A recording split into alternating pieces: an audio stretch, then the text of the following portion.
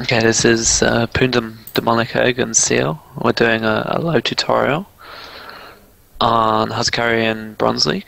I assume this is in Bronze League. Yep. And here we have poonDemonicEgg on his Smurf or some person's account playing Fizz.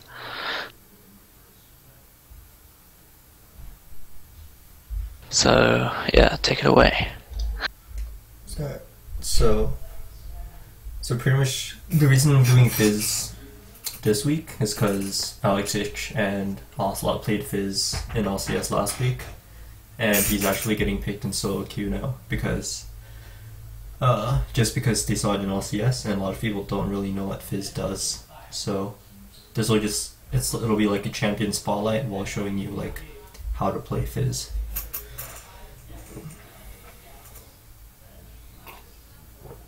Yeah, I see first I see Seaal, summoner spells, aka no escape.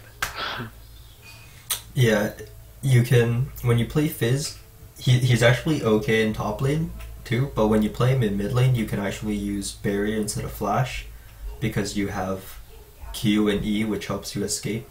So having the barrier just helps you win trades in lane and just win your lane a bit harder, which will help you just snowball since Fizz is a snowball champion. Yeah, I understand. He's a very, very mobile champion. So the first thing with Fizz is that his early levels are actually really strong. If a Fizz gets into melee range of any other like champions, he'll usually outtrade them at levels like 1 to 3 because his melee attacks are really strong with W. So you can really control like the lane early.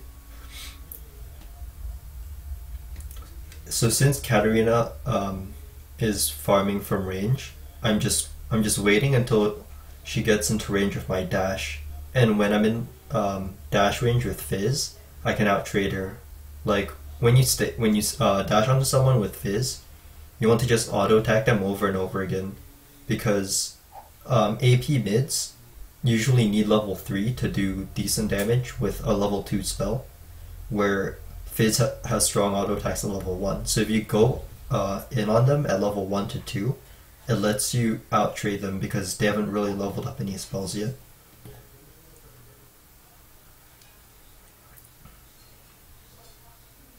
Yeah, as long as you went 13 pot, bit of an odd start. Is there any reason for that? Oh, I went with the 13 pot start because I knew Katarina's have the ability to like poke pretty well by just spamming that dagger. So, and I knew that I wouldn't be able to dodge the dagger until I got my jump, my like pole jump at level 3. So I wanted to be able to sustain through that poke so that I would be healthy enough to all in her as soon as I got my 3 spells. Yeah. So let me replay that kill real quick.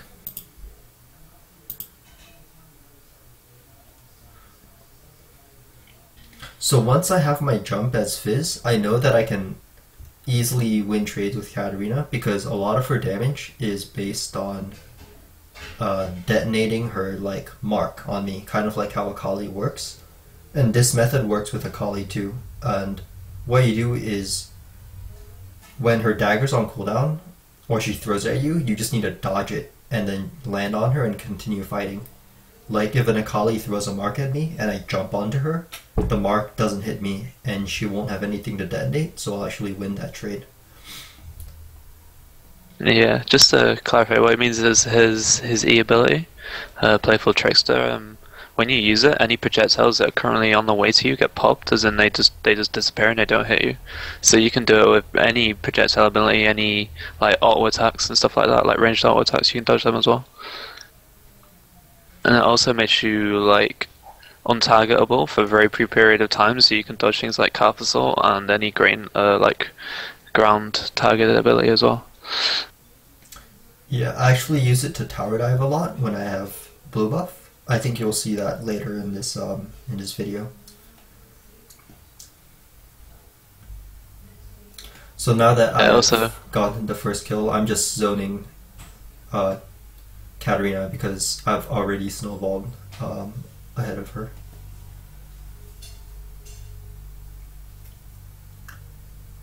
Yeah, it does also redirect tower focus when you use it.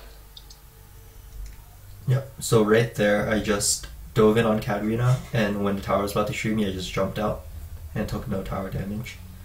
And when you have blue buff, you can do it repeatedly, even if they're under turret, and never take any damage.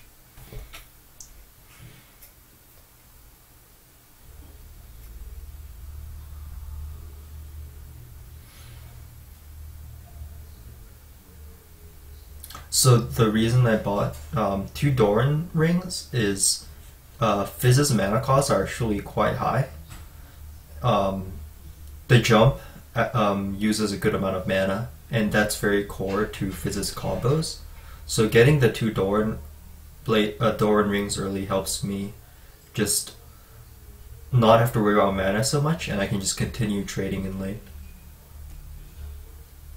Yeah, Doran's rings are quite old-fashioned in Season 3 though, as are Doran's blades.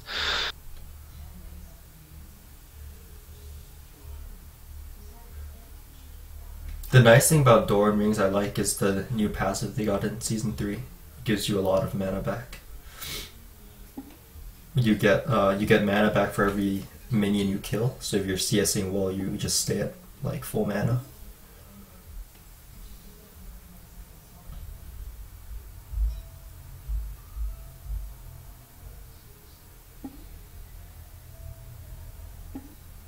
So right there I dodged the tower damage again. Yeah, like one of the keys to playing Fizz is just utilizing his E really well, like really high skill Fizzes will just dodge anything and everything with it. Even like targeted abilities, you can like animation cancel them and stuff. Like Choga Feast with it.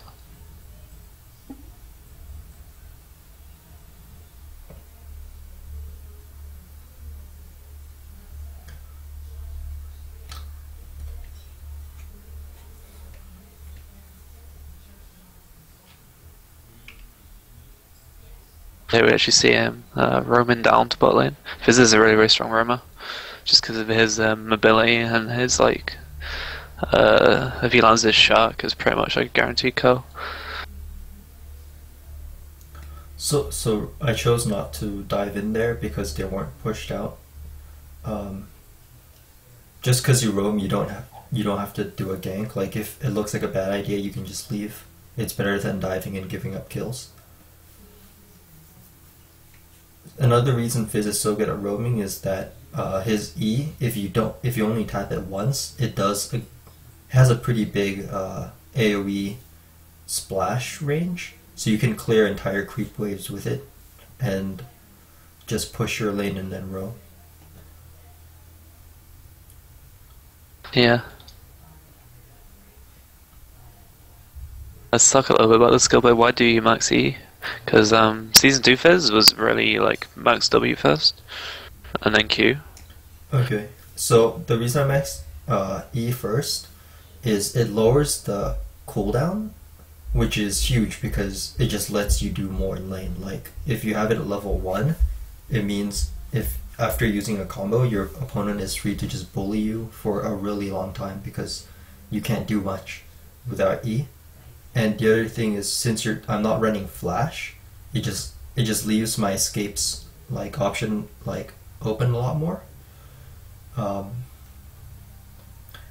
And I also max Q second after E, and that's also to increase my mobility.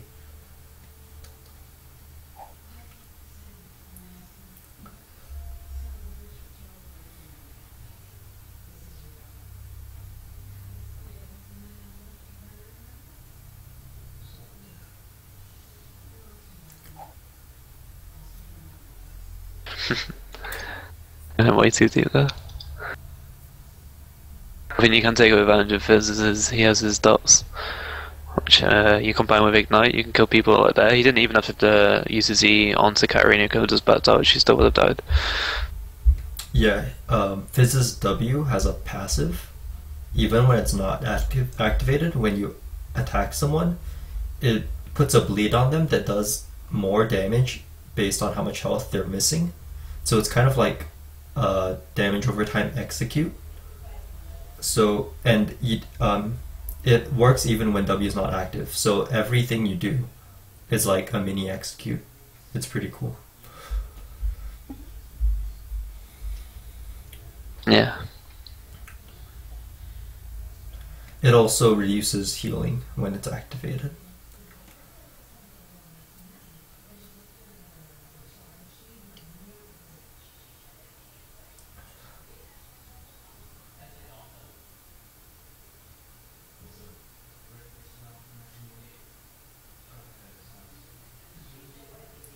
So one thing that helps you in lane as Fizz is a lot of people will activate W and then dash onto the enemy with Q, because the Q, the dash applies any on-hit effects when it hits them.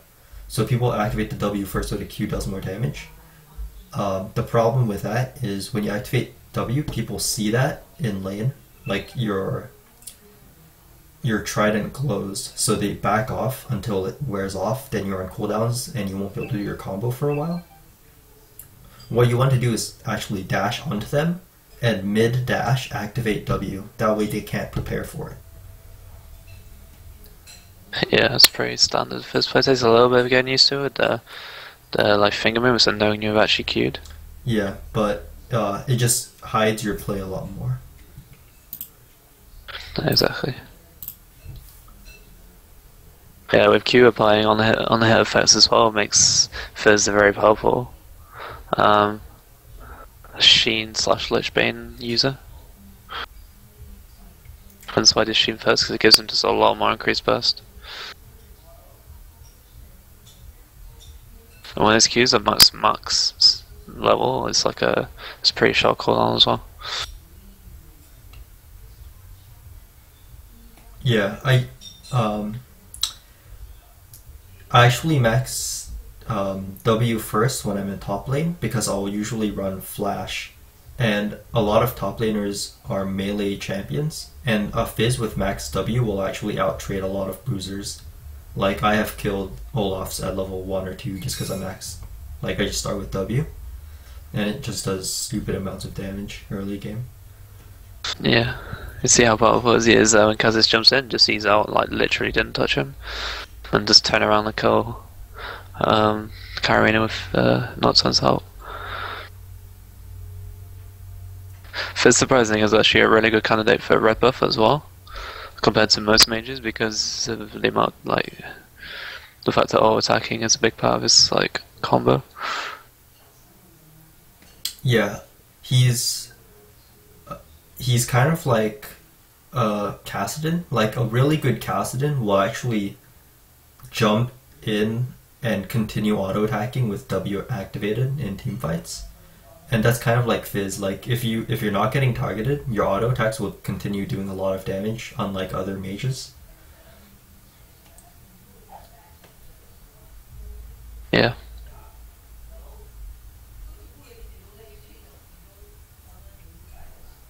And especially with people like Twisted Fate and Kassadin becoming more popular, like, Fizz is a really strong pick against both of them. I think that's why they were used in LCS last week, because TF and Kassadin were picked. Yeah, he's very strong as TF, because you can just, he tries to throw a golden card at you, you control pull over it, and then just kill him with a combo. Whether you hit fish, he's pretty much guaranteed dead. So he doesn't have the mobility that you have at all. Yeah, as soon as he throws a gold card onto you, you just jump over it and land on him, and then he's dead.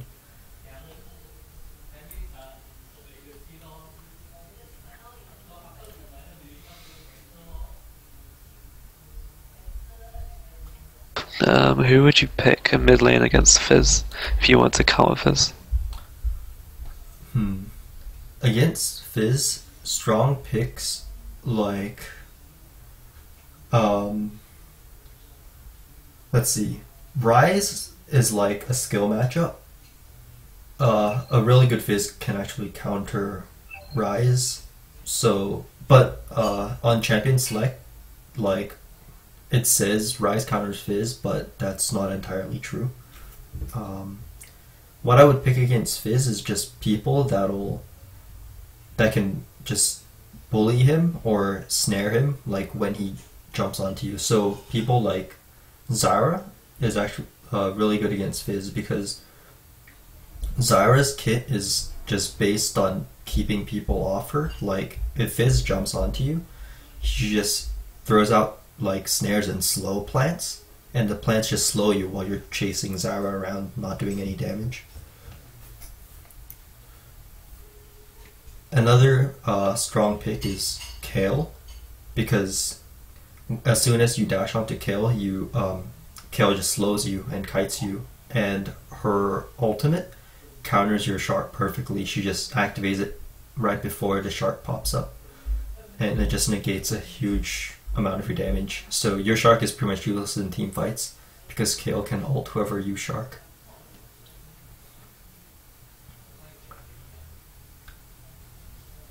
Yeah, that makes sense. I mean, Fizz in general is quite a skill matchup based on like in any matchup because he is a skill champion. Yeah, a really good Fizz can dodge like a lot of things. I would say mid like bruisers will give Fizz some trouble. For example, Lee Sin. Lee Sin is a really good pick against Fizz. Yeah, I would be inclined to pick Lee Sin mid if I was playing against Fizz. Or possibly Vlad, but it's only because I know Vlad so well.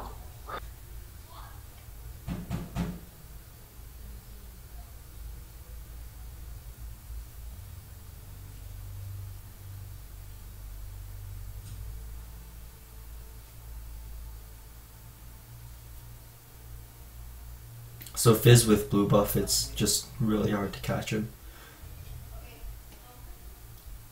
Yeah, blue buff and max E, you have like a 6-second cooldown on E or something, 7-second. That's a ridiculous amount of mobility.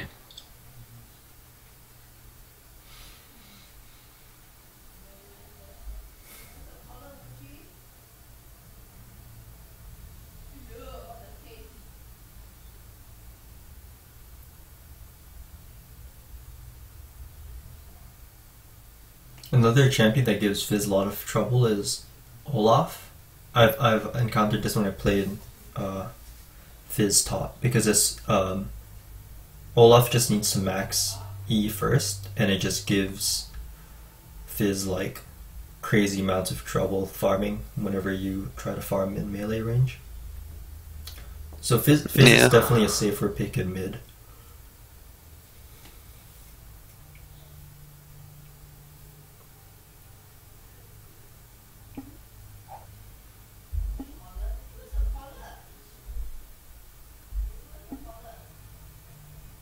You see the damage with Lit Spin there, we just went 1 QE, it's just almost half of a health.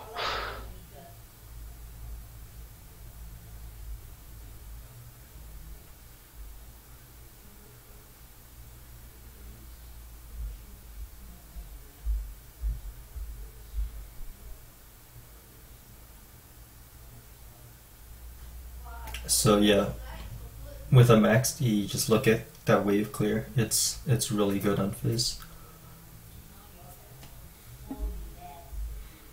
Yeah, that's really strong. That's another reason to get the double Doran rings, because I know with the wave clear I can almost get perfect CS. So since it gives me mana per minion killed, it just helps me get perfect CS while giving me a lot of mana back.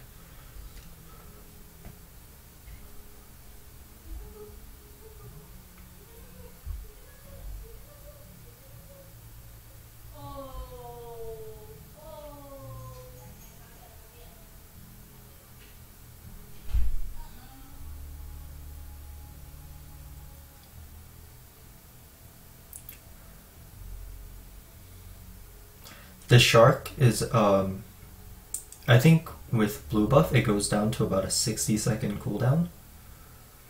So you can just toss it out like as much as you can because it's on such a short cooldown.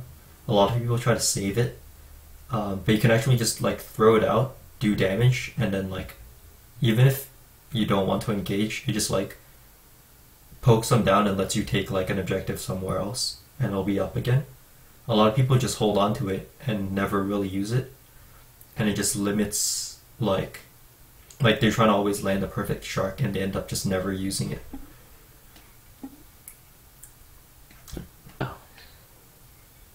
It's kind of like ash arrows. You just want to throw it out whenever it's up. Well, Ash Arrow is a bit of a longer cooldown. Yeah, ash arrow is slightly longer. But yeah, I know what you mean. It's like a Marvel with blue. It's just like you can use it every time they're in lane and force them out of lane with it.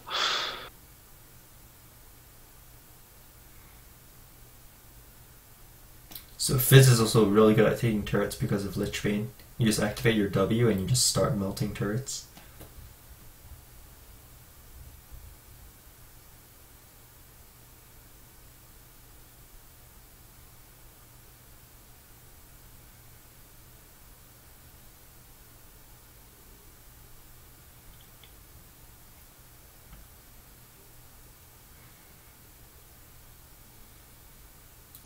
Okay, so the next item I'm gonna buy is an hourglass.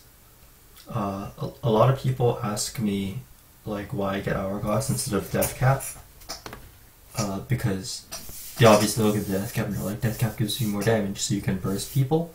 But the thing is, with Lich Bane and hourglass, you should be able to burst most people already. The issue is, since you have to use your dash and jump to get into the fight, you won't have any escapes. So the hourglass lets you go in and burst someone, and then hourglass, and as soon as the hourglass wears off, your cooldowns are up again. Then you can burst someone else or jump out. And yeah, this lets you just reset your skills more, which will actually give you more damage in a fight than just doing one burst and dying with a death cap. Yeah, it's like a second E in a sense. Like, Hourglass is really, really strong. It's probably like the best AP item. Like, even if you're against a heavy AP team, there's really no reason not to get it because of the status is another. Basically, everything you can do, you can dodge with your E, you can dodge with status as well. So right there, I jumped back in on Terra just to get the kill.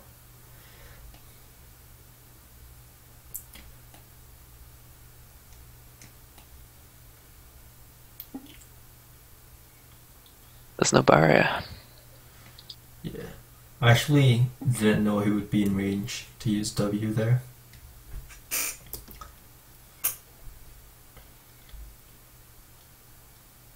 That's a good point. Someone mentioned in chat that Fizz Q is a fixed length. So if like you're right next to them, you like basically when you use Q, it's a fixed. You will move a set distance. So at max range, you'll just be in range of them by the time you finish. If you're right next to them, you'll get like pushed further behind them. Yeah, you actually. So you can use it on like, minions and stuff to escape, like dashing through minions or dashing through enemy champions and then eating out. Yeah. So the combo I usually do is I dash in on them and then I either jump away or continue jumping on them based on if I think I have the advantage after the dash. But a lot of other Fizz players will jump onto them and land behind the enemy and then dash through them backwards to get back behind their minions.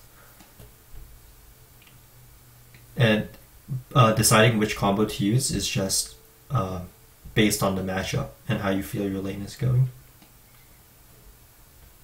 Yeah, it depends on like what champion you're playing against, because it's like if you dash first, if they're trying to CC you before you get to them, then you want to dash first. If they're going to try and CC you after you get to them, you want to dash afterwards.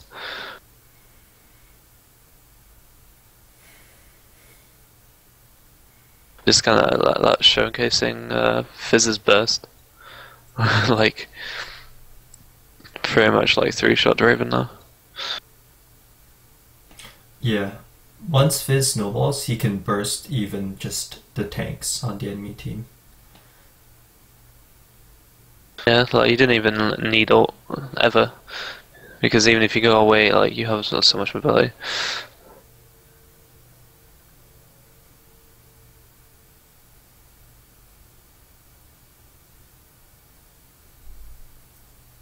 Fizz also has really strong ratios on all of his abilities. I know his ult's 1-to-1, I think his Q's 0.6, I don't know what he is. It might be 0.6 as well. And then W scales somewhat.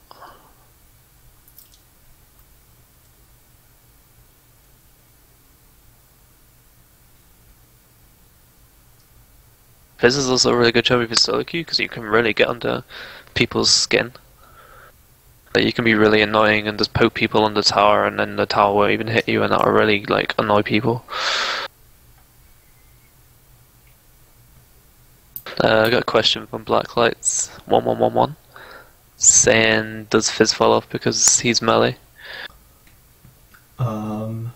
He doesn't really fall off. Like, his damage, if you manage to get him like at a reasonable time, like without like, you know, going 0-3 in lane and then getting it like 20 minutes late, obviously he's not going to do much. But if you get it, like if you win your lane and get these items, you shouldn't fall off ever, because a 6-item Fizz will always be able to burst the targets he's supposed to burst. Yeah, well, it does depend. Like, teamfights, Fizz is definitely not as strong as he is during laning / ganking. Like this kind of period. Yeah. It depends on the support. If the support successfully peels you, you'll probably like die or like have to leave the fight with next to no health.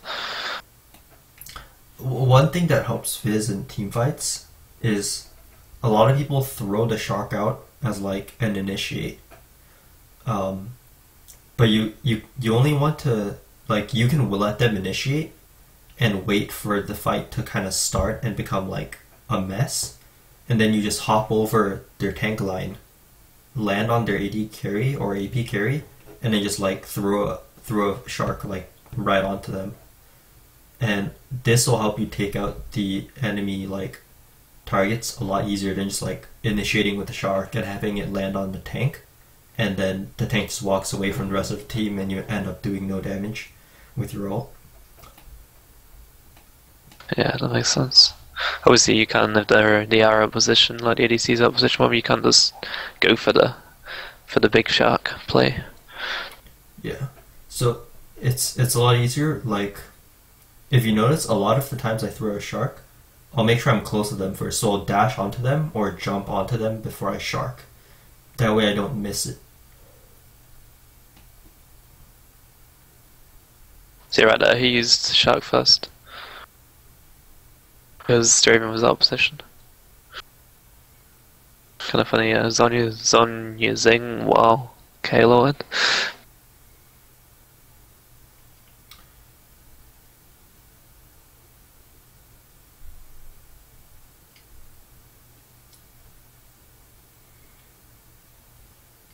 You just need to make sure you remember to auto attack his Fizz. Like, I got that kill on Katarina because I just stayed there auto attacking her. His auto attacks they're just really strong. Yeah.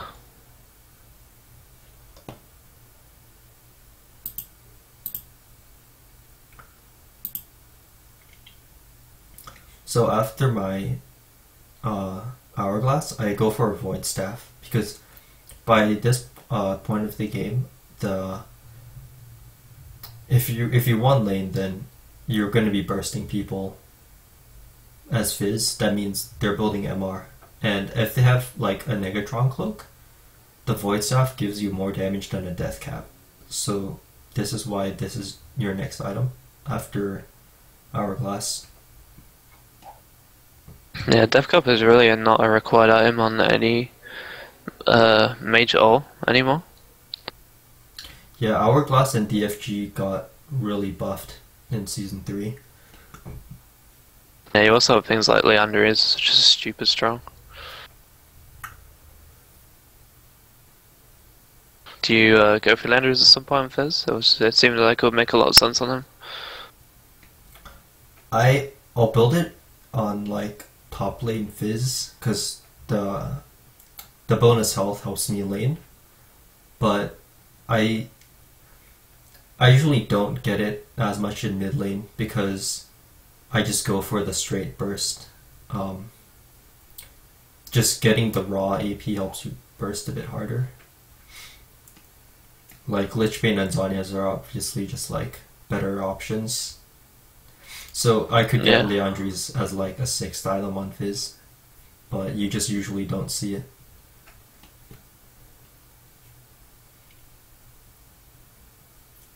It's a bit of a scrappy team fight.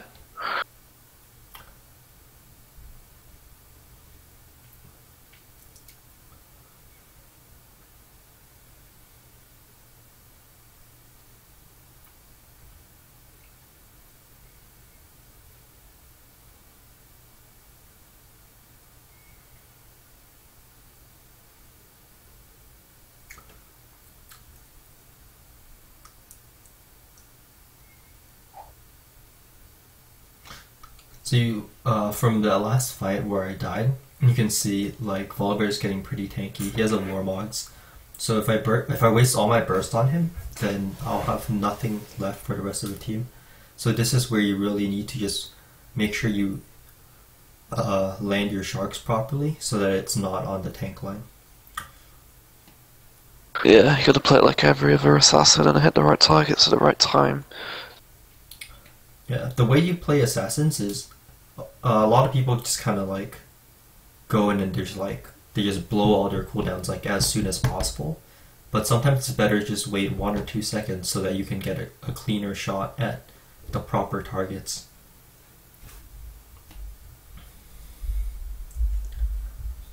Yeah, as assassin anyway, you should always wait for the initial fight to break out, for the initial CC to get blown. Yeah, because the way I see people in solo queue, like they'll play Kha'Zix or Akali and they'll win lane and they're really strong.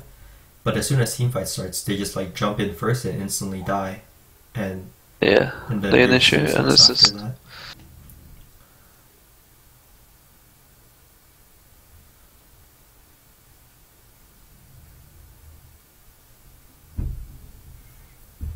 So right there, I pretty much landed all of my burst, and Zhonya's right before I died. And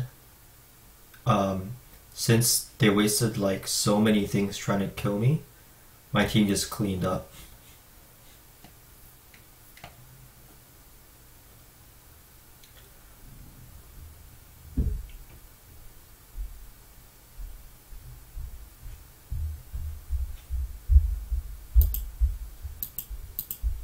Yeah, you can see like how much damage 3 item Fizz does, or 4 item I guess, and you imagine 6 item Fizz. Yeah. So with this Giant's Belt, I think I was going to build a Warmogs. Usually get one like big health or defensive item on Fizz, and it'll usually be like a Warmogs or Randuin's based on like what their damage is.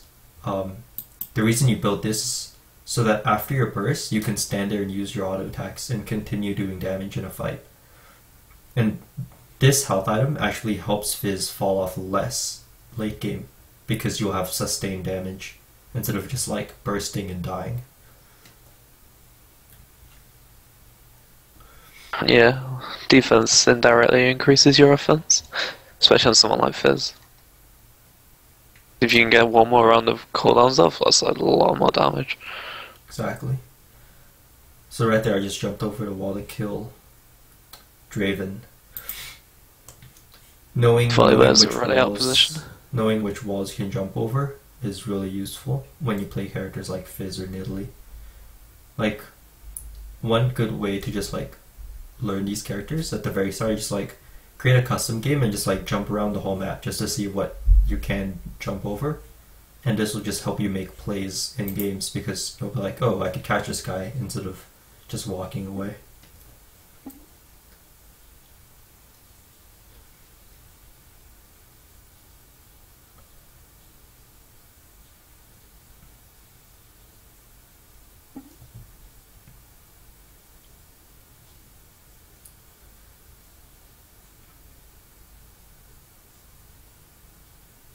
Yeah.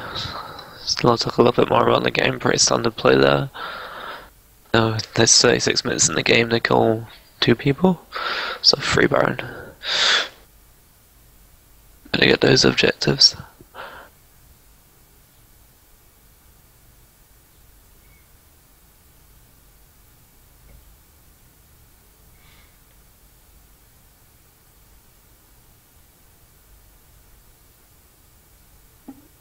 One thing I see you not doing is picking up blue pots. I'll be picking up blue pots, especially around this time when you have Baron. You're gonna make your final push, blue pot, and potentially red pot. Oh yeah, that's one thing that I probably don't do enough. I don't get the blue red pots. Like I usually get them defensively. Like if the enemy team gets Baron buff, then I'll pot up to cancel out the advantage. But you can also use it offensively to just make sure your final push ends the game. Yeah. Especially when like you're going for a push now and you had like 800 gold. 800 odd gold. I'm doing a worthwhile buy. So right there, see how I dashed? I dashed onto Draven before throwing the shark so that I wouldn't miss. Like it's like you kind of just like drop it onto him, and then I Zhonya's, and then hopped back out when my cooldowns were up. Yeah. One thing you do want to do if you do that kind of melee range shark is make sure you actually cast it still at max range. Because if they like flash just as you shark, your shark will literally just land in front of you. But if you cast it at max range, they might just flash into its path and you might hit them anyway. Yeah, the shark isn't like most other skill shots. Like you can choose how far you want it to go. So you can. It's kind of like, what spell is it like? I guess, I don't know, what spell is it like? I know there's a spell with the same mechanic, but I can't think of it right now. I don't know. In any case, you should always cast it at max range. Yep. Or rather, yeah, that's what I mean. Like, when I say cast it at max range, I don't mean make sure like your target is at max range. Make sure you cast it the whole way, no matter how far your target is. Yeah, that way if they flash or something, it'll also help you hit them.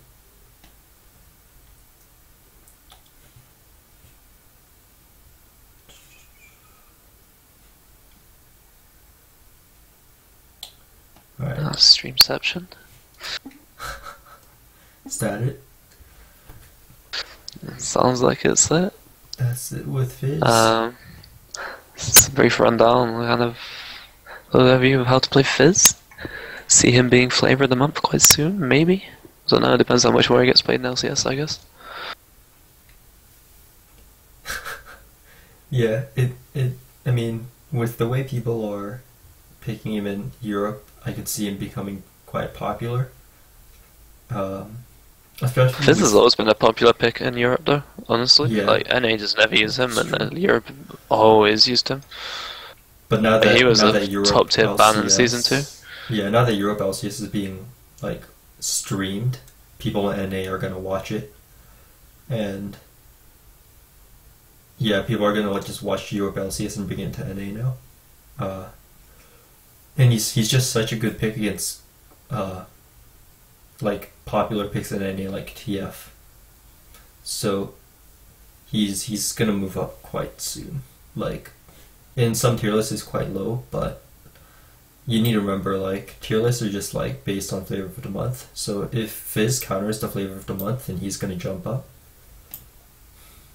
Yeah, Alex Ish played him. Yeah, pretty much. It's like flavor is just something that will always switch around. Whoever counters flavor becomes flavor. Whoever counters them will become flavor afterwards. Obviously, with like buffs and nerfs as well. Obviously.